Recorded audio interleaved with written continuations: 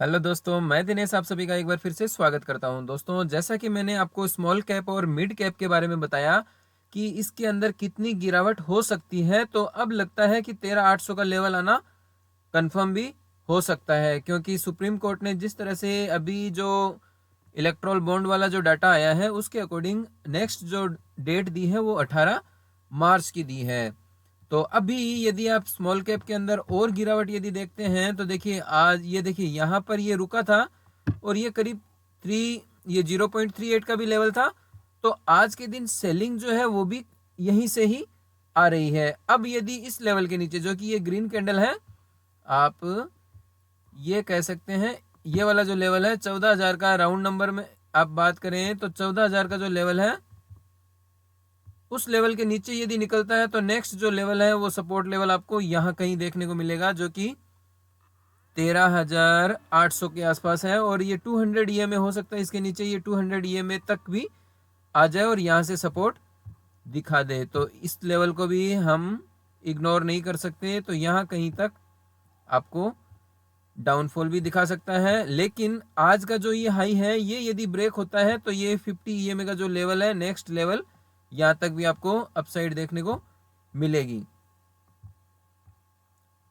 तो ये तो बात हो गई स्मॉल कैप की। अब यदि अपने बात करें मिड कैप के बारे में, तो मिड कैप के अंदर आपको मैं दिखाऊं तो आप इस तरह से समझिए कि एक दिन यदि ये गिरावट होती है और यहां से यहां तक यदि अपने इसको कंसिडर करें तो इसके अंदर 0.6 का जो लेवल है वहीं से इसके अंदर सेलिंग आ रही है। और यदि इसके ऊपर क्लोजिंग हो जाती तो हम ये मान के चलते कि ये शॉर्ट टर्म में अब आपको अपसाइड दिखा सकता है, लेकिन इसने क्या किया है 0.6 से ही डाउनफॉल आया है।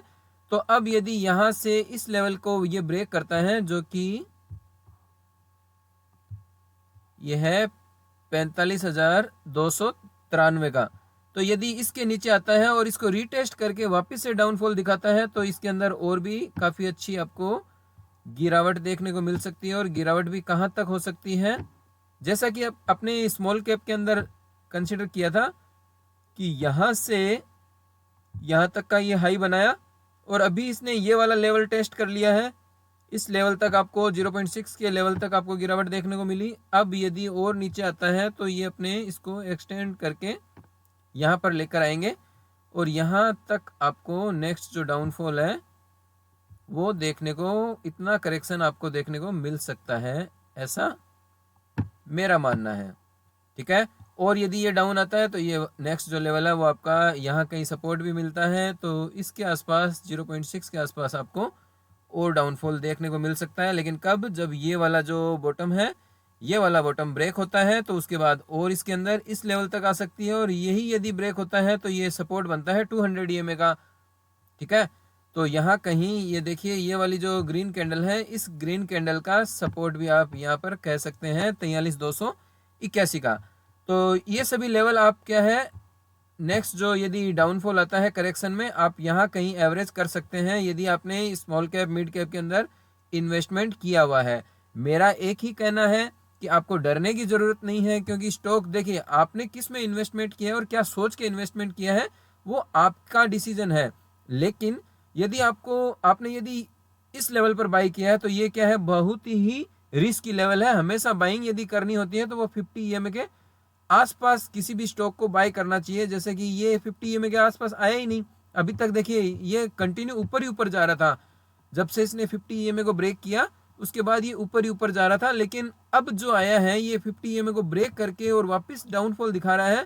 तो शॉर्ट टर्म में आपको ये वीकनेस दिखाई देगी, लेकिन जैसे ही यदि ये 50 EMA को ब्रेक करता है वापस से ये आपको नया हाई भी लगाते हुए देखने को मिल सकता है। लेकिन ये जो इंडेक्स है स्मॉल कैप मिड कैप, इसने क्या है काफ़ी ज़्यादा रैली दिखा दी है। तो अब क्या है इसके अंदर जो करेक्शन जो था वो पेंडिंग था, तो अभी ये चल रहा है। आपको एक महीने और इन्वेस्टमेंट करने से बचना है, क्योंकि मार्च जो है इसके अंदर काफ़ी सारे जो म्यूचुअल फंड जो होते हैं वो क्या है अपनी पोजीशन एग्जिट करते हैं और किसी नए स्टॉक के अंदर वो पोजीशन बनाते हैं।